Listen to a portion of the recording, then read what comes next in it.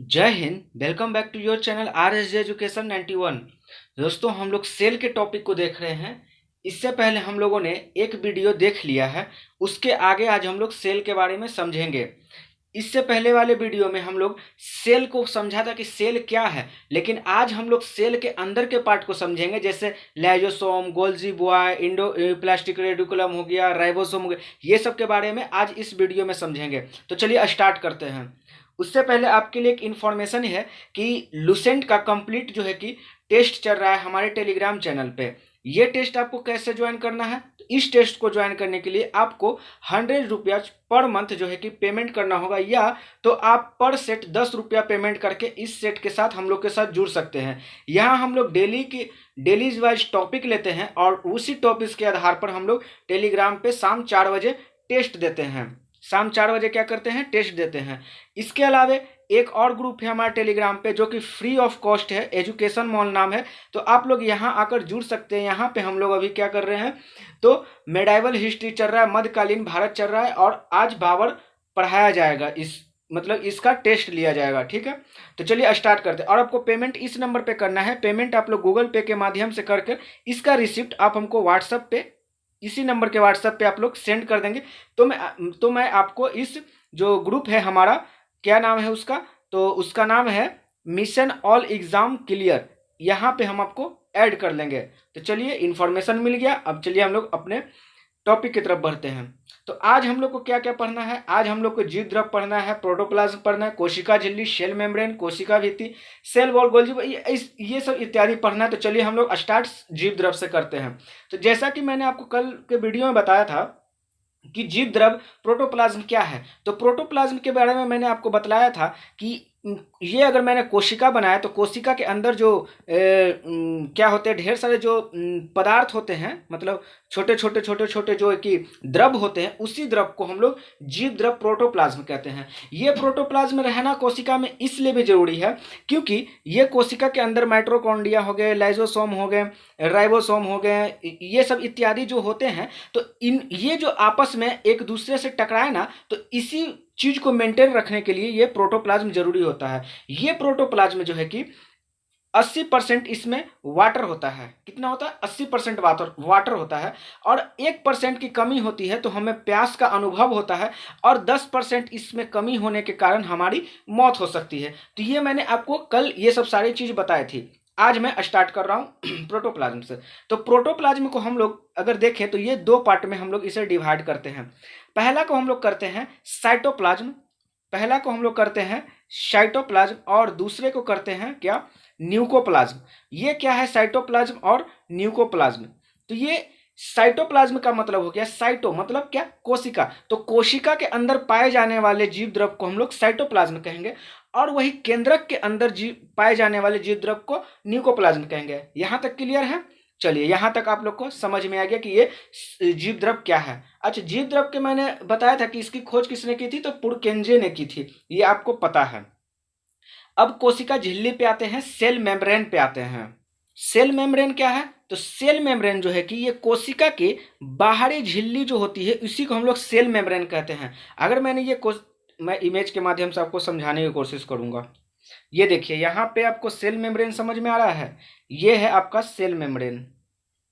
ये देखिए, ये जो कोशिका के ऊपर ये जो भित्ति है, इसी को हम लोग क्या करते हैं, ये जो मैं लाल कलर से ड्रॉ कर रहा हूं, यही है आपका सेल मेम्ब्रेन, है ना। ये कोशिका को क्या करती है, तो एक तरीका का ये जो है कि इंफॉर्मेशन का आदान प्रदान करती है। वो ऐसे कि इस कोशिका के अंदर क्या आना चाहिए और इस कोशिका से बाहर क्या जाना चाहिए, ये सेल मेम्ब्रेन जो है कि डिसाइड करता है। कोशिका झिल्ली डिसाइड करती है। ये कोशिका झिल्ली किस चीज की बनी होती है, तो ये लिपिड और प्रोटीन की बनी होती है। किस चीज की? लिपिड और प्रोटीन की बनी होती है। अगर एग्जामिनर आपसे और कठिन क्वेश्चन करे तो वो आपसे कर सकता है कि कोशिका झिल्ली मतलब कितने प्रोटीन से बनी होती है, तो आपको याद रखना है कोशिका झिल्ली की जो है कि 2 परत प्रोटीन की बनी होती है ना। और इसके बीच में क्या होता है? लिपिड होता है। मतलब क्या? लिपिड मतलब वसा, और ये दो तरफ इसके प्रोटीन होते हैं। मतलब अगर हम कहना चाहें तो हम ये कह सकते हैं कि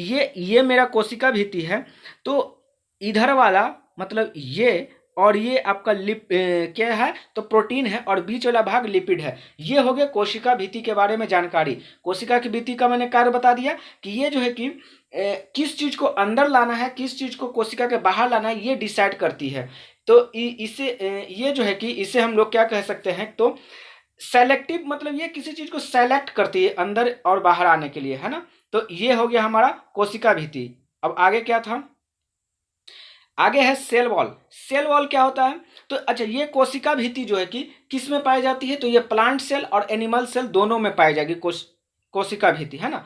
और अगर हम सेल वॉल की बात करें तो सेल वॉल जो है कि केवल और केवल किसमें, तो पादप में अर्थात प्लांट में पाया जाएगा। किसमें, पादप अर्थात प्लांट में पाया जाएगा। क्या, तो सेल वॉल यानी कोशिका भित्ति। वो इसलिए क्योंकि आप लोग ने देखा होगा कि अगर मैंने ये पेड़ बनाता हूं, ये मैंने प्लांट बनाया, तो आप लोग देखे होंगे कि इसके ऊपर जो खुरदरा खुरदरा टाइप का क्या रहता है, एक उसका आप कह सकते हैं कि पेड़ की परत होती है खुरदरे खुरदरे टाइप की। तो ये क्या होता है, ये सेल बॉल ही होता है। क्यों, ये सेल बॉल आखिर क्या जरूरत पड़ गया कि प्लांट को एक्स्ट्रा चीज की, मतलब ये कोशिका के ऊपर तो क्या है, सेल मेम्ब्रेन तो है ही, लेकिन इसके ऊपर भी सेल वॉल की क्या जरूरत पड़ गई प्लांट में, तो वो इसलिए जरूरत पड़ गई कि ये जो सेल वॉल है ये सुरक्षा प्रदान करता है। किसको, तो आपके पेड़ पौधे को सुरक्षा प्रदान करता है, एक्स्ट्रा जो है कि उसे प्रोटेक्शन देता है। क्या, सेल वॉल। अब आपसे एग्जामिनर ये क्वेश्चन पूछेगा कि सेल वॉल किस चीज का बना होता है, तो आपको याद रखना है सेल वॉल सेलुलोज का बना होता है। किस चीज का, तो सेलुलोज का सेल वॉल बना होता है, ये आपको याद रखना। अक्सर एग्जाम में ऐसे क्वेश्चंस आते हैं। ठीक है, सेल वॉल के बारे में समझ लिया। चलिए आगे हम लोग बढ़ते हैं। गोल्जी बॉय, गोल्जी बॉय को हम लोग क्या बोलते हैं, तो गोल्जी कॉय भी बोलते हैं। इसकी खोज की बात की जाए तो इसकी खोज कैमिले गोल्जी ने किया था, उन्हीं के नाम पर गोल्जी बॉय गोल्जी कॉय इसका रख दिया गया। 1898 यानी 1898 में इसकी खोज किसने की थी, तो कैमिलो गोल्जी ने इसकी खोज की थी, इसी नाम पे इसका गोल्जी कॉय रख दिया। अब इसका हम लोग उपयोग समझ लेते हैं, आखिर गोल्जी बॉय का इसमें उपयोग क्या है। ये जो है कि गोल्जी बॉडी जो है कि ये ट्रांसपोर्टेशन का काम करती है। ट्रांसपोर्टेशन का काम करने का क्या मतलब होगा, अगर हमारे शरीर में जहां एनर्जी की ज्यादा जरूरत होती है तो वहां ये एनर्जी ज्यादा प्रोवाइड कर ये गोल्जी बॉय करती है, गोल्जी बॉडी करती है। जैसे कि अभी मैं क्या कर रहा हूं, आपको पढ़ा रहा हूं, तो आपसे मैं क्या कर रहा हूं, बात कर रहा हूं, तो मुझे ज्यादा एनर्जी की कहां पे चाहिए, मुझे ज्यादा एनर्जी बोलने में चाहिए। तो जहां पे एनर्जी जो है कि स्टोर है, जहां पे एनर्जी की मेरे शरीर में जिस भाग में एनर्जी की जरूरत अभी नहीं है, तो वो एनर्जी को जो है कि क्या करती है, तो ये ट्रांसपोर्ट करके ज्यादा एनर्जी प्रोवाइड करती है कि आप ज्यादा बोल पाए। जैसे एक एग्जांपल और हम लेते हैं, तो एक एग्जांपल ये है कि एक धावक को आप देखे होंगे जो दौड़ता है, तो उस समय उसको किस चीज की ज्यादा जरूरत है, पैर की ज्यादा जरूरत है, क्योंकि पैर में अगर एनर्जी रहेगा तभी वो ज्यादा दूर तक दौड़ पाएगा। तो गोल्जी बॉय यही करता है कि जहां पे जरूरत है जिस चीज का उसको वो प्रोवाइड कर देती है। सिंपल से लैंग्वेज में ये आपको समझना है। तो गोल्जी बॉडी का ये काम है कि जहां जिस चीज की जरूरत है, जहां एनर्जी की ज्यादा जरूरत है, तो एनर्जी जो गोल्जी बॉय की प्रदान करते हैं। या फिर हम ये कह सकते हैं कि ये मिनरल वगैरह का भी क्या करती है, ट्रांसपोर्ट करती है। जहां ब्लड की अरे भाई, ब्लड की जरूरत कब होगी, जहां एनर्जी जरूरत होगी वहीं पे ब्लड की जरूरत होगी ना। तो यही गोल्जी बॉडी का काम है। समझ में आया होगा, आई होप की। चलिए अब हम लोग राइबोसोम के बारे में समझ लेते हैं कि राइबोसोम क्या है। तो पहले तो राइबोसोम की खोज किसने किया था ये आप लोग जान लीजिए। तो इसका खोज जो है कि पैलेट नामक वैज्ञानिक ने 1955 में किया था। कितना में, 1955 में किसने किया था, तो पैलेट नामक वैज्ञानिक ने किया था। ये राइबोसोम क्या है, तो ये राइबोसोम जो है कि राइबोसोम का काम है प्रोटीन निर्माण करना। क्या चीज का काम है, प्रोटीन निर्माण करना। इसीलिए आप लोग देखते होंगे कि हम लोग राइबोसोम को क्या बोलते हैं कि प्रोटीन की फैक्ट्री। क्यों, क्योंकि ये राइबोसोम जो है कि ज्यादा से ज्यादा प्रोटीन प्रोड्यूस करता है। अब हम लोग राइबोसोम को अगर बांटना चाहे तो हम दो भाग में इसे बांट सकते हैं। एक हमारा होता है 70S और एक होता है 80S। अब 70S और 80S क्या है ये समझिए। 70S जो है कि ये हम लोग के प्रोकैरियोटिक में पाया जाता है। प्रोकैरियोटिक मैंने जो है कि कल आपको बतला दिया था कि प्रोकैरियोटिक क्या है और यूकैरियोटिक क्या है। थोड़ा सा मैं आपको फिर से समझा दे रहा हूँ। प्रोकैरियोटिक हम लोग उसे बोलते हैं जो सूक्ष्म होते हैं, जिसे माइक्रोस्कोप से भी देखना संभव ना हो, उससे हम लोग प्रोकैरियोटिक बोलते हैं, है ना। और यूकैरियोटिक जो कि माइक्रोस्कोप से आसानी से दिख जाए, है ना। और क्या है कि प्रोकैरियोटिक जो है कि अविकसित होते हैं, उसमें काफ़ी सारे चीज नहीं होते, जैसे हमें न्यूक्लियस, माइटोकॉन्ड्रिया, राइबोसोम, ये सब सारी तो प्रोकैरियोटिक में ये कुछ चीज नहीं होती है। और यूकैरियोटिक जो कि पूरी तरह से विकसित होती है। तो ये हो गया 70S और 80S। अब थोड़ा सा मैं आपको एक चीज और बता दूं। चलिए, प्रोकैरियोटिक मैंने बताया 70S और 80S। अब एस का मतलब क्या है, तो एस का मतलब आप लोग याद रखिएगा, सीडिमेंशन कोफिशिएंट। क्या है ये आपसे एग्जामिनर पूछ सकता है। सीडिमेंशन सीडिमेंशन कोफिशिएंट।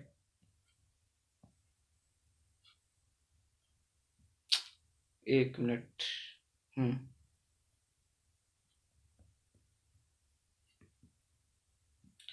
कोफिशिएंट, सिगमेंटन कोफिशिएंट, ये 70S और 80S का मतलब एस को ये सिगमेंटन कोफिशिएंट ये कर रहा है। अब ये 70S और 80S को हम लोग कैसे समझें कि आखिर ये 80 जो है कि यूकैरियोटिक में, तो एक ऐसा किया गया कि एक वीकर में जो है कि ये जब राइबोसोम को निकाला गया, राइबोसोम को वीकर से जब निकाला गया तो देखा गया कि, चलिए एक मिनट, हाँ, राइबोसोम को जब वीकर से निकाला गया तो एक मतलब हमारे सेल से निकाला गया और इसे एक वीकर में डाला गया, तो देखा ये गया कि जो 80S वाले थे वो जो है कि बैठ गए, है ना। और जो 70S वाले थे वो तैर रहे थे। तो इसी से एक अंदाजा लगा दिया गया कि जो 80S वाले होंगे वो आपके यूकैरियोटिक में पाए जाएंगे, क्योंकि ये अधिक विकसित हैं। और 70S वाले जो है कि कम विकसित हैं, इसीलिए इसे क्या किया गया, तो प्रोकैरियोटिक में रखा गया। तो ये आप लोग समझ गए होंगे, आई होप। चलिए ठीक है, चलिए अब आगे हम लोग बढ़ते हैं। तो राइबोसोम समझ में आ गया, ये प्रोटीन निर्माता है राइबोसोम, ठीक है। चलिए अब हम लोग आते हैं अंत प्रदेय जालिका, मतलब इंडोप्लाज्मिक रेडिकुलम। ये क्या है इंडोप्लाज्मिक रेडिकुलम? ये जो है कि इसकी खोज जो है कि 1945 में पोटर्स पोटर्स ने इसकी खोज की थी 1945 में। ये जो है कि इंडोप्लाज्मिक रेडिकुलम जो है कि एक तरीका का समझिए कि कोशिका को रक्षा प्रदान करता है। जैसे कि हमारे शरीर को रक्षा कौन प्रदान करता है? हमारा बोन प्रदान करता है। अगर आप देखे होंगे कि हमारा जो लंग्स है ना, हमारा जो फेफड़ा है या फिर हार्ट है, तो ये एक किस चीज से, रिब्स से वो ढका हुआ है, रिब्स से क्या हुआ है, ढका हुआ है। तो अगर ये रिब्स ना हो और हमारे हार्ट पे कोई मारे तो मेरा हार्ट तो पूरी तरह से डैमेज हो जाएगा। जैसे कि अगर पेट पे कोई आपको मारता है तो आपको तुरंत से ज्यादा दर्द होता है, लेकिन अगर हार्ट वगैरह पीठ वगैरह पे मारता है तो दर्द क्यों नहीं होता? क्यों क्यों मतलब दर्द होता है, लेकिन वो आप दर्द को सह पाते हैं, किसी भी प्रकार का कोई ज्यादा नुकसान नहीं होता। क्यों? क्योंकि वो हमारा जो है कि बोन उसको रक्षा प्रदान कर रहा है ना। उसी तरह अगर हम बात करें कि इंडोप्लाज्मिक रेडिकुलम का, तो ये सेल का समझिए कि एक तरीका का बोन है। ये जो है कि सुरक्षा प्रदान करता है किसको? तो हमारे सेल को ये सुरक्षा प्रदान करता है। अब यहां बात आता है कि इंडोप्लाज्मिक रेडिकुलम जो है कि दो प्रकार के होते हैं। एक होते हैं आपका रफ इंडोप्लाज्मिक रेडिकुलम और एक होते हैं स्मूथ इंडोप्लाज्मिक रेडिकुलम।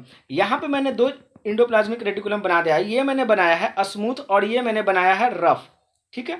अब स्मूथ, अब आपसे एग्जामिनर क्वेश्चन पूछता है कि जो स्मूथ इंडोप्लाज्मिक रेडिकुलम है ये किस चीज का निर्माण करता है? तो आप लोग याद रखिएगा, ये जो है कि लिपिड का निर्माण करता है, अर्थात वसा का निर्माण करता है, अर्थात फैट का निर्माण करता है। क्यों?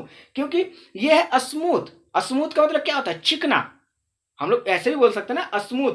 स्मूथ इंडोप्लाज्मिक रेडिकुलम मतलब चिकना इंडोप्लाज्मिक रेडिकुलम हम लोग बोल सकते हैं। तो स्मूथ, स्मूथ क्या होता है? चिकना। चिकना क्या? लिपिड, फैट वगैरह आप लोग ज़्यादा देखते होंगे कि ज़्यादा जो है कि बर्गर वगैरह खाते हैं या फिर मक्खन वगैरह खाते हैं, तो वो सब क्या होता है? उसमें ज़्यादा फैटी होता है, वो फैटी होता है, वो बहुत ही चिकना होता है। आप लोग देखे होंगे तेल वगैरह क्या है, बहुत ही चिकना, वो ज़्यादा फैटी होता है। तो ये स्मूथ से आप लोग समझ गए कि उसमें क्या होगा, तो लिपिड लिपिड वो निर्माण करेगा, फैट निर्माण करेगा। लेकिन वही अगर हम इधर बात करें, रफ इंडोप्लाज्मिक रेडिकुलम की बात करें, तो इसमें क्या निर्माण होता है? तो इसमें प्रोटीन निर्माण होता है। अब ये प्रोटीन मैंने आपको बताया कि राइबोसोम निर्माण करता है। तो यहाँ दोस्तों, यहाँ भी आप लोग समझिए, ये जो छोटा छोटा ये जो मैंने ये डॉट दिया है, तो ये क्या है? ये राइबोसोम ही है।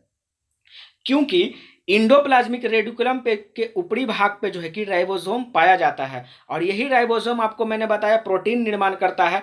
और चूंकि ये इंडोप्लाज्मिक रेडिकुलम पे पाया जाता है, इसीलिए हम ये कह सकते हैं कि इंडोप्लाज्मिक रेडिकुलम पे जो है कि ये आपका राइबोसोम पाया जाता है, इसीलिए यहाँ पे भी प्रोटीन निर्माण होता है। ठीक है, अब मैं आपको थोड़ा फिगर दिखा देता हूँ तो आपको थोड़ा और क्लियर हो जाए। ये देखिए, इंडोप्लाज्मिक ये रेडिकुलम हो गया, ये यहाँ पे इंडोप्लाज्मिक रेडिकुलम ये रहा, और इसी पे लिपिड और आपका प्रोटीन होगा। देखिए, अच्छा चलिए, इसमें फिगर में तो कुछ क्लियर पता नहीं चल रहा है, लेकिन आप लोग ये ध्यान रखिए कि यहाँ पे ये इंडोप्लाज्मिक रेडिकुलम है ये, और यहीं पे जो है कि आपका क्या पाया जाएगा, तो ये पाया जाएगा, राइबोसोम पाया जाएगा, और मतलब इसी पे राइबोसोम पाया जाएगा। देखिए यहाँ पे, हाँ देखिए यहाँ पे मिल गया। चलिए, ये देखिए इंडोप्लाज्मिक रेडिकुलम हो गया, ये कहाँ हुआ? यहाँ पे। और देखिए ये हो गया राइबोसोम। राइबोसोम कहाँ? तो ये देखिए राइबोसोम इससे टच में है ना। तो यही हो गया कि राइबोसोम किस पे? इंडोप्लाज्मिक रेडिकुलम पे जो है कि ऊपर चढ़ा रहता है, इसीलिए वो रफ और ये क्या हो जाता है? स्मूथ हो जाता है। ठीक है, दो भाग में बढ़ जाता है। चलिए, यहाँ तक हम लोगों ने समझा। अब समझते हैं हम लोग लाइजोसोम के बारे में कि लाइजोसोम क्या है। तो लाइजोसोम की खोज जो है कि 1958 में किसने किया था? तो डी डुबे ने किया था। ये आपको याद रखना है, डी डुबे ने 1958 में इसकी खोज की थी। अब इसमें क्या होता है? लाइजोसोम क्या करता है हमारे सेल में? तो लाइजोसोम का काम है, ये एक प्रकार का क्या है कि देखिए, मैं थोड़ा फिगर के माध्यम से आपको समझाने की कोशिश करूं। ये लाइजोसोम कहाँ? ये रहा लाइजोसोम आपका। ये लाइजोसोम क्या करता है? ये है माइटोकॉन्ड्रिया, राइबोसोम, साइटोप्लाज्म, ये सब को जो है कि ये डरा धमका कर रखता है। जैसे कि अगर माइटोकॉन्ड्रिया ने कहा कि नहीं, हम जो है कि ऊर्जा बनाने का काम नहीं करेंगे, तो ये न्यूक्लियस तो इसको ऑर्डर दिया ऊर्जा बनाने का, लेकिन ये कहा कि हम ऊर्जा नहीं बनाएंगे। तो ये लाइजोसोम क्या कहेगा कि अगर तुम ऊर्जा नहीं बनाओगे ना, तो हम तुम्ही को क्या करेंगे? नष्ट कर देंगे, है ना। अर्थात ये मेरा कहने का सेंस है कि ये लाइजोसोम जो है कि इसमें एक हाइड्रोलेटिक एंजाइम पाया जाता है। इसी एंजाइम के कारण ये क्या करता है कि पूरे कोशिका को जो है कि ये नष्ट कर सकता है, ये छोटा सा लाइजोसोम। क्लियर है? इसीलिए हम लोग लाइजोसोम को क्या बोलते हैं? आत्महत्या की थैली, सुसाइडल बैग बोलते हैं। आप लोग समझ पा रहे होंगे। जैसे कि मैं आपको थोड़ा सा समझाने की कोशिश करूं, तो आपने देखा होगा कि कभी भी आपको कहीं अगर चोट लगा है, उंगली में लगा हो चाहे कहीं भी चोट लगा हो, तो आपको एक क्या होता है कि वहाँ काला जैसा धब्बा हो जाता है। तो वो धब्बा किस लिए होता है? क्यों? क्योंकि वहाँ का सेल क्या हो गया है, वहाँ का कोशिका मर गया है। और वो मर किस लिए गया है? क्योंकि इस लाइजोसोम पे चोट लगा है। और जब चोट लगा है तो लाइजोसोम तो खुद फट गया। लाइजोसोम था ये, और ये इस पे चोट लगा तो ये खुद फट गया, और फट कर जो है कि पूरा कोशिका को क्या किया? वो डिस्ट्रॉय कर दिया, मतलब कि उसको मार दिया। और मार देने के बाद वो कैसा हो जाएगा? काला काला हो जाएगा। लेकिन कुछ समय बाद आप देखते होंगे 4 दिन 5 दिन के बाद ये कोशिका फिर से ठीक हो जाती है। वो ठीक क्यों होती है? क्योंकि यहाँ पे जो कि अन्य जो शरीर में कोशिकाएं हैं, यहाँ जो कोशिकाएं, ये देखता है कि अरे ये ऐसा काला क्यों हो गया भाई। तो ये सब जो है कि लाइजोसोम इसको देखने जाता है, तो देखता है कि अरे यहाँ का तो लाइजोसोम मर गया है। तो ये क्या करता है कि ये सब जो कोशिका है, ये इसमें जो लाइजोसोम है, ये इसको जाकर जो है कि साफ कर देता है। तो आप लोग हम इसे ये भी कह सकते हैं कि लाइजोसोम जो कि कोशिका को साफ करने का भी काम करता है। अब प्रश्न ये आता है, आपके मन में ये प्रश्न आ रहा होगा कि कोशिका को अगर साफ करने का काम लाइजोसोम का है, तो आरबीसी में तो लाइजोसोम पाया नहीं जाता है। बिल्कुल सही, आपका कहना बिल्कुल सही है कि आरबीसी में तो राइबोसोम पाया नहीं जाता है, तब कैसे साफ होता है? तो समझिए, आरबीसी का जीवन काल 120 दिन का होता है। कितना दिन का? 120 दिन का। और आरबीसी में क्या होता है? ब्लड होता है, ये सारे लोग को पता है। तो आरबीसी 120 दिन का इसका जीवन काल होता है, ये फिर अपने आप जो है कि मर जाता है। अर्थात ये उस ब्लड जो है कि खत्म हो जाता है। मतलब क्या हो जाता है कि अब ये ब्लड जो है कि अनयूज हो जाता है। तो यहाँ पे लाइजोसोम है नहीं आरबीसी में, तो कौन करता है? तो आपको याद रखना है, एस्प्लिन करता है। कौन करता है? एस्प्लिन, प्लीहा। इसीलिए आप लोग देखते होंगे कि क्वेश्चन एग्जामिनर पूछता है कि आरबीसी का कब्रगाह कौन है? आंसर क्या जाएगा? स्प्लीन जाएगा। क्यों? क्योंकि आरबीसी में लाइसोसोम पाया नहीं जाता है, तो वहां पे अगर खून मेरा गंदा हो गया है तो वो कहाँ जाएगा? स्प्लीन में जाएगा। अब स्प्लीन के बारे में क्या फैक्ट है? तो एक्सप्लीन के बारे में हम कह सकते हैं कि एक्सप्लीन जो है कि एक तरीका का ब्लड बैंक है।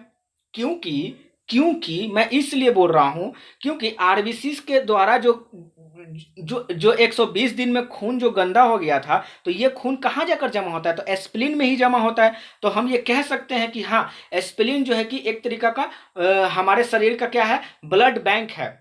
अगर हमारे शरीर का ब्लड बैंक पूछेगा तो एस्प्लिन होगा। अगर हमारे शरीर का क्या आरबीसी का कब्रगाह पूछेगा तो भी एस्प्लिन आंसर होगा। ये आपको याद रखना। अब कितने लोग सोच रहे हैं तो हार्ट क्या है? हार्ट में तो क्या ब्लड जमा होता है? तो नहीं, हार्ट में ब्लड जमा नहीं होता है। हार्ट में जो है कि क्या होता है? ब्लड पंप होता है। हार्ट हार्ट में जो है कि दिल में ब्लड पंप होता है, ना कि उसमें जमा होता है। ब्लड जमा होता है एस्प्लिन में। आरबीसी का कब्रगाह हम लोग एस्प्लिन को कहते हैं। आई होप कि आपको यहाँ लाइजोसोम समझ में आया है। चलिए, अब हम लोग आते हैं माइटोकॉन्ड्रिया पे। तो माइटोकॉन्ड्रिया का क्या काम है? पहले तो माइटोकॉन्ड्रिया की खोज किसने की? तो आप लोग याद रखिएगा, अल्टमैन।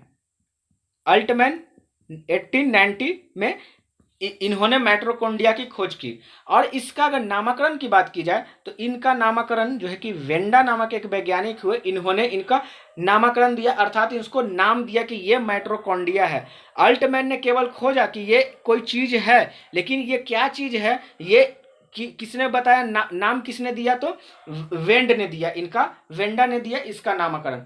अब माइटोकॉन्ड्रिया के फंक्शन के बारे में हम लोग समझ लेते हैं। तो माइटोकॉन्ड्रिया जो है कि देखिए, पहले मैं आपको फिगर दिखा देता हूँ माइटोकॉन्ड्रिया का। माइटोकॉन्ड्रिया, हाँ देखिए यहाँ पे ये रहा। थोड़ा और क्लियर होता तो अच्छा होता। माइटोकॉन्ड्रिया, हाँ चलिए, यहाँ पे आप लोग को शायद समझ में आ जाए इस फिगर में। चलिए ठीक, यहाँ पे देखिए, यहाँ पे आप लोग समझने का थोड़ा प्रयास कीजिएगा। ये रहा हमारा माइटोकॉन्ड्रिया। ये क्या रहा? छोटा सा माइटोकॉन्ड्रिया। अब यही जो है कि माइटोकॉन्ड्रिया, ये क्या होता है कि इसमें दोहरी झिल्ली होती है, अर्थात डबल मेम्ब्रेन स्ट्रक्चर होता है इसमें। अब आप ये देख पा रहे होंगे कि इसमें ऐसे ऐसे कर कर एक संरचना बनाया गया है। ये आप लोग इसमें देख पा रहे होंगे, ऐसे ऐसे करके संरचना बनाया गया। ये संरचना क्या है? ये संरचना जो है कि ये एक तरीका का मतलब ये जिग जैग जो है, इससे हम लोग क्या बोलते हैं? मैट्रिक्स बोलते हैं। ये जो जिग जैग लाइन है, इससे हम लोग क्या बोलते हैं? मैट्रिक्स बोलते हैं। और इसी मैट्रिक्स की दीवार को हम लोग क्या बोलते हैं? क्रिस्टी बोलते हैं। इसी मैट्रिक्स की दीवार को हम लोग क्या बोलते हैं? क्रिस्टी बोलते हैं। और इसी क्रिस्टी में क्या चलता है? क्रेब्स साइकिल चलता है। और इसी क्रेब्स साइकिल के चलने से हमें ऊर्जा मिलती है, अर्थात एटीपी का निर्माण होता है। क्लियर? मैं फिर से एक बार दोहरा रहा हूं, ठीक है। चलिए, ये रहा मेरा क्या? माइटोकॉन्ड्रिया। माइटोकॉन्ड्रिया के ये जिगजैग भाग को हम लोग क्या बोलेंगे? मैट्रिक्स बोलेंगे। मैट्रिक्स की जो दीवार है, इस दीवार को हम लोग क्या बोलेंगे? क्रिस्टी बोलेंगे। और इसी क्रिस्टी पे जो है कि क्या चलता है? क्रेब्स साइकिल चलता है। क्या चलता है? इसी क्रिस्टी पे क्या चलता है? क्रेब्स साइकिल चलता है। और इसी क्रेब्स साइकिल के कारण जो है कि किसका निर्माण होता है? तो एटीपी का निर्माण होता है, एड्रीनो ट्राइफॉस्फेट। ये इसका मतलब ये इसका एटीपी का फुल फॉर्म हो गया, एडिनो ट्राइफॉस्फेट। ठीक है, ये एटीपी। अब प्रश्न ये होता है कि कितना ये साइकिल घूमेगा कि जो है कि मतलब ये कितना एटीपी बनाएगा कि हमें ऊर्जा मिलेगी। तो आप लोग याद रखिएगा, 38 एटीपी, अगर मतलब 38 एटीपी ये घूमता है तो एक ऊर्जा मिलता है, मतलब एक ग्लूकोज मिलता है। जैसे अगर ये साइकिल जो है कि साइकिल, जैसे आप लोग देखे होंगे साइकिल को, जैसे मैं इस साइकिल का एग्जांपल लेता हूं, तो मैं 38 बार जो है कि पेंडल मारता हूं, तब मैं समझिए कि एक दूरी तय कर पाता हूं। तो वही चीज हो गया माइटोकॉन्ड्रिया का। माइटोकॉन्ड्रिया यहाँ पे 38 बार इसका चक्कर, मतलब चक्कर कहने का मतलब कि इसमें जो है कि ऊर्जा का निर्माण कैसे, ये क्रेब्स साइकिल है, क्रेब्स साइकिल में ही ऊर्जा का निर्माण होता है। तो ऐसा कहा गया है कि ये जब 38 बार जो है कि ये साइकिल चलेगा, ये 38 बार से साइकिल चलेगा यानी एटीपी होगा, तब हमें एक ग्लूकोज की प्राप्ति होगी, अर्थात हमें एक ग्लूकोज मिलेगा 38 साइकिल चलने पे। ठीक है। और ये माइटोकॉन्ड्रिया क्या करता है, ये माइटोकॉन्ड्रिया कोशिका को क्या करता है, तो श्वसन प्रदान करता है। वो कैसे, वो अब समझते हैं। देखिए, हम लोग जो सांस लेते हैं तो हमारे ऑक्सीजन लेते हैं, है ना। तो ऑक्सीजन हमारे पहले लंग्स में आता है, लंग्स के बाद जो है कि सारे शरीर में चल जाता है। और सबसे छोटी इकाई है हमारे शरीर की, आपको पता है, कोशिका। और कोशिका के अंदर जो है माइटोकॉन्ड्रिया बैठा हुआ है, तो यहीं पे ना ऑक्सीजन पहुंचेगा, तब हमें एनर्जी मिले। हमें एनर्जी कैसे मिल रही है, ऑक्सीजन हमारे शरीर में जा रहा है तभी हम जिंदा रह पा रहे हैं। ऑक्सीजन अगर नहीं सप्लाई हमारे शरीर में हो प्रॉपर ढंग से, तो क्या हम जीवित रह पाएंगे, नहीं रह पाएंगे। तो यहीं पे ऑक्सीजन पहुंच रहा है ना। तो जब ये श्वसन कर रहा है तो कोशिका श्वसन कर रहा है, और जब कोशिका श्वसन कर रहा है तभी तो हम श्वसन कर पा रहे हैं। समझ में आ रही है बात, समझ में आ रही है। चलिए देखिए फिर से, यहां पे क्या हुआ कि ऑक्सीजन पहुंचा माइटोकॉन्ड्रिया में, और माइटोकॉन्ड्रिया किसको जीवित रख रहा है, तो कोशिका को जीवित रख रहा है। क्योंकि मैंने आपको बताया कि अगर एग्जामिनर आपसे पूछता है कि कोशिका का श्वसन तंत्र कौन सा है, तो आपको आंसर मानना है माइटोकॉन्ड्रिया। तो उसी प्रकार जब ये माइटोकॉन्ड्रिया इसको जीवित रख रहा है, कोशिका को जीवित रख रहा है, सेल को, तो आपको पता है कि हमारा जो है कि ढेर सारा सेल मिलकर एक शरीर का मतलब एक टिश्यू का निर्माण करते, उत्तक का निर्माण करते हैं, और यही उत्तक एक ऑर्गन मतलब अंग का निर्माण करते हैं, और अंग से हमारा क्या बनता है, तो पूरा बॉडी बनता है। ढेर सारे अंग मिलकर, जैसे हाथ, पैर, नाक, मुंह, ये सब मिल ही के ना जी पूरा बॉडी बना है। समझ में आ रही है बात। तो यही चीज हो गया, मतलब ये ऊर्जा दे रहा है किसको, सेल को, और सेल जो है कि हमें ऊर्जा दे रहा है। तो ये एक माइटोकॉन्ड्रिया का ये फंक्शन हुआ। आगे चलिए, माइटोकॉन्ड्रिया समझ में आ गया। अब आगे क्या है, तो आगे हमारा प्लास्टिड, प्लास्टिड लवक। लवक क्या है, तो लवक जो है कि केवल प्लांट में पाया जाता है, ये एनिमल सेल में नहीं पाया जाता है। ठीक है। बाकी मैंने जो अभी ऊपर में बताया, सेल वॉल भी प्लांट सेल में पाया जाता है, और बाकी ये सब सारे चीज जो है कि एनिमल सेल और प्लांट सेल दोनों में पाए जाते हैं। सेल वॉल केवल किस में पाया जाएगा, तो पादप में पाया जाएगा। और उसके अलावा अभी मैंने लिपिड पर लिपिड बोल रहा हूँ, कवक पढ़ा, मतलब प्लास्टिड। तो लवक, लवक मतलब प्लास्टिड। तो ये जो है कि किसे, प्लांट से नहीं पाया जाता है। प्लास्टिड की बात की जाए तो ये 3 तरह के होते हैं। एक होते हैं ल्यूकोप्लास्ट, एक होते हैं क्रोमोप्लास्ट, और एक होते हैं क्लोरोप्लास्ट। अब ये जो है कि पादप के बारे में ये क्रोमोप्लास्ट क्या है, ल्यूकोप्लास्ट क्या है, या फिर क्लोरोप्लास्ट क्या है, इसकी विस्तृत चर्चा हम लोग जब बोटनी स्टार्ट करेंगे उस समय आपको और इसको अच्छी तरह से डीपली पढ़ाऊंगा। लेकिन आप लोग यहाँ पे केवल यही समझिए कि 3 जो है कि प्लास्टिड होते हैं, जो कि किस में पाए जाते हैं, तो पादप प्लांट में पाए जाते हैं। अब आते हैं हम लोग रसधानी वैक्यूल्स में। वैक्यूल्स क्या होता है, तो वैक्यूल्स का कार्य जो है कि जल अवशोषण का कार्य होता है। वैक्यूल्स क्या होता है, जल अवशोषित कर लेता है, अब्जॉर्ब कर लेता है जल को। ठीक है। तो आप अब देखिए, अब यहाँ पे क्या है कि जल की जरूरत अगर हम मानव और अगर प्लांट के बारे में बात करें तो सबसे ज्यादा जल की जरूरत किसको होती है, आप सभी लोग को पता ही है, प्लांट को सबसे ज्यादा जल की जरूरत होती है। तो हाँ, सही बात है। ये रसधानी जो है कि वैक्यूल्स जो है कि दोनों में पाए तो दोनों में जाते हैं, लेकिन अगर एग्जामिनर से पूछता है कि सबसे ज्यादा वैक्यूल्स किस में पाया जाता है, तो आपको प्लांट आंसर मानना है ना। क्योंकि प्लांट में जो है कि उनको ये जल अवशोषण ज्यादा करते हैं, है ना। तो ये हो गया आपका रसधानी का बात। अब आते हैं हम लोग क्या, तारकाय क्रोमोसोम में। तो क्रोमोसोम क्या है सॉरी, क्रोमोसोम क्या है, तो क्रोमोसोम की खोज जो है कि 1888 में किसने किया था, तो बोवेरी ने किया था। ये आपको याद रखना है, किसने किया था, बोवेरी ने किया था। ये जो है कि ये जंतु कोशिका में पाया जाता है। क्रोमोसोम किसमें पाया जाता है, तो जंतु कोशिका में पाया जाता है। क्रोमोसोम का कार्य क्या होता है, तो क्रोमोसोम का कार्य है सेल डिवीजन का कार्य है। सेल डिवीजन, सेल डिवीजन कहने का मेरा ये अर्थ नहीं है कि सेल को डिवाइड कर देना, सेल को क्या करना, डिवाइड करना, ये अर्थ नहीं है। सेल डिवीजन का अर्थ होता है कि एक सेल जो है कि 2 सेल में विभक्त हो जाती है, तो उससे हम लोग क्या बोलते हैं कि सेल डिवाइड हो गया है ना।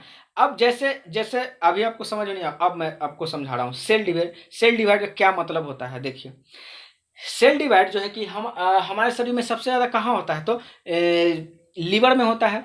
सेल डिवाइड का मतलब क्या होता है, मतलब क्रोमोसोम, ये जो सेंट्रोसोम है, ये कार्य करता है। मान लीजिए कि अगर आपको कहीं पे चोट लगा है, ठीक है, जैसे कि मैं आपको अगर समझाऊं, तो मान लीजिए कि आपका क्या हुआ कि हाथ पैर किसी का कट गया है, ठीक है, हाथ पैर जो है कि किसी तरह से घाव आ गया है, तो वहां पे जो है कि सेल तो पूरी तरह से डैमेज हो गया है। क्या हुआ, सेल पूरी तरह से डैमेज हो गया, तो इसे ठीक कौन करेगा, तो ये क्रोमोसोम ठीक करेगा। जल्दी से जल्दी जल्दी से जल्दी जल्दी से जल्दी मतलब क्या बनाएगा, सेल बनाएगा, और जल्दी से जल्दी जो है कि इसको ठीक करने की कोशिश करेगा। अब यहाँ पे देखिए, जैसे आप लोग ब्रेन, तो ब्रेन में क्या होता है कि क्या होता है, सेल डिवीजन होता है, नहीं होता है। क्योंकि आप लोग देखते होंगे कि जब ब्रेन में जब चोट लगता है, तो वहां पे क्रोमोसोम की संख्या कम पाई जाती है, मतलब ब्रेन में क्रोमोसोम होता ही नहीं है। लगभग 90% भाग में क्रोमोसोम नहीं होता। इसीलिए आप लोग देखते होंगे कि ब्रेन में अगर चोट लगता है, तो क्या होता है कि व्यक्ति की मृत्यु ही हो जाती है ना, चाहे तो वो अगर कोमा में चला जाए, तो ब्रेन में किसी तरह का क्रोमोसोम पाया नहीं जाता, इसलिए ब्रेन का की इलाज संभव नहीं। लेकिन ब्रेन में क्या होता है, 10% में क्या पाया जाता है, तो गिलियल सेल पाया जाता है। तो गिलियल सेल में क्या होता है, क्रोमोसोम होता है, और यही क्रोमोसोम जो है कि वहां पे आपको क्या करता है कि ब्रेन को थोड़ा ठीक करता है। जैसे मैं आपको बताते चलूं, आपने इसका नाम सुना होगा, क्या नाम है इसका, ट्यूमर, ट्यूमर का आपने नाम सुना होगा, ब्रेन ट्यूमर। तो ब्रेन ट्यूमर क्या होता है, ब्रेन ट्यूमर में क्या होता है कि ब्रेन में जो है कि कुछ अलग जो है कि ऐसे कुछ ब्रेन में जो है कि अलग एक क्या बोलते हैं कि एक क्या बोलते हैं, एक छोटा सा या फिर बड़ा सा जो है कि ब्रेन से अलग क्या हो जाता है, एक फोका टाइप का हो जाता है। हाँ, आप लोग समझ रहे होंगे, फोका टाइप से हो जाता है, मतलब एक अलग ही निकल जाता है, तो वही होता है, क्या होता है, तो ब्रेन ट्यूमर होता है ना। तो उसमें क्या होता है कि सेंट्रोसोम जो कि इतना इतना जल्दी जल्दी जल्दी जल्दी कोशिका का निर्माण कर देता है ना, कि वो फोका टाइप का हो जाता है। कैंसर क्या है, कैंसर कोई बीमारी नहीं है। कैंसर में क्या होता है कि इतना जल्दी जल्दी सेल ये बनाना शुरू कर देता है क्रोमोसोम, सेंट्रोसोम, कि क्या होता है कि मतलब ये कैंसर का रूप ले लेता है। तो ये हो गया आपका सेंट्रोसोम, ठीक है। चलिए आगे समझते हैं हम लोग न्यूक्लियस को। तो न्यूक्लियस को समझते हैं आगे, इसको पहले मैं डिलीट कर देता हूँ, ठीक है। चलिए चलिए न्यूक्लियस की खोज किसने किया था, तो न्यूक्लियस की खोज रॉबर्ट ब्राउन ने 1831 में, 1831 में जो है कि न्यूक्लियस की खोज रॉबर्ट ब्राउन ने किया था।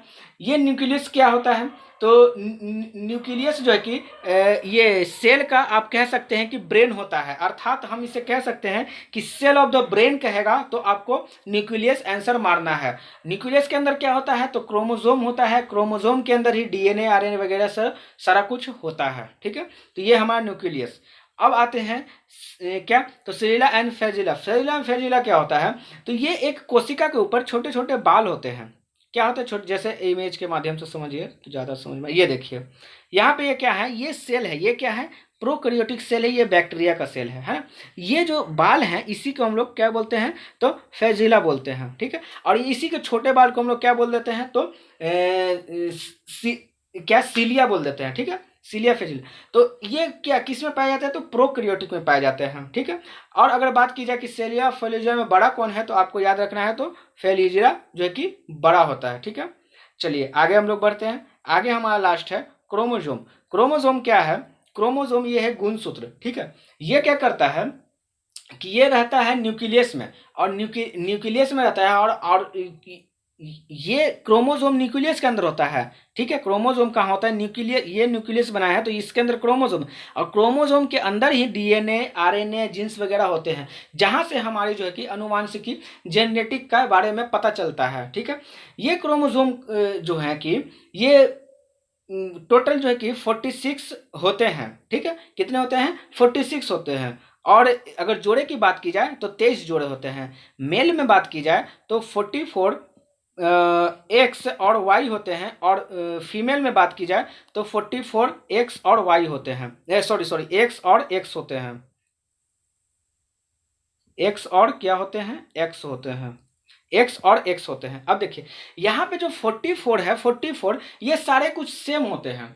जैसे मैं आपको बताते चलूँ कि जो 44 है ये क्रोमोसोम जो है कि स्त्री और पुरुष में सेम होते हैं। जैसे कि आप लोग ने देखा होगा कि अगर किडनी का ट्रांसप्लांट क्या बोलते हैं कि ट्रांसप्लांट करना है किडनी का, तो मेल और फीमेल किसी का भी लगा सकते हैं। आंख ट्रांसप्लांट करना है तो मेल फीमेल, हार्ट ट्रांसप्लांट करना है तो मतलब ये जो है तो 44 होते हैं, ये सेम होते हैं। लेकिन ये यहाँ पे जो दो बच जाते हैं, जैसे 44 दो मिला दिए तो 46 और दो मिला दिए तो 46, है ना। तो जो दो बच जाते हैं ये किस चीज़ का डिसाइड करते हैं, तो ये जनन अंग को जो है कि ये डिसाइड करते हैं। क्या? तो ये एक्स वाई और एक्स एक्स, है ना। बाकी क्रोमोसोम की चर्चा जो है कि हम लोग बहुत ही विस्तृत तरीके से जब हम लोग रिप्रोडक्शन चैप्टर पढ़ेंगे तो वहाँ पे काफ़ी इसके बारे में मैं आपको बतलाऊंगा कि ये क्या होता है, कैसे जुड़वे बच्चे होते हैं, कैसे जो है कि बच्चा जुड़वा हो जाता है, कैसे क्या होता है कि एक ही बच्चा होता है, कैसे होता है, मतलब बहुत सारी इसमें बातें हैं। ठीक है, तो चलिए आई होप कि आपको यहाँ तक समझ में आया होगा। इसका एक और लास्ट वीडियो आएगा जिसमें कि मैं आपको क्या बताऊंगा, तो सेल डिवीजन के बारे में बताऊंगा। क्या चीज़ के बारे में? सेल डिवीजन के बारे में। आज का हमारा केवल टॉपिक था कि हम सेल के अंदर जो सारी चीज़ हैं उसके बारे में आज हम लोगों ने अच्छे से समझा। तो चलिए, आपको क्या करना है, वीडियो को लाइक करना है और शेयर करना है और क्या करना है, सब्सक्राइब करना है। चलिए मिलते हैं हम लोग नेक्स्ट वीडियो में, तब तक अपना ख्याल रखें, अपने परिवार का ख्याल रखें। धन्यवाद, जय हिंद।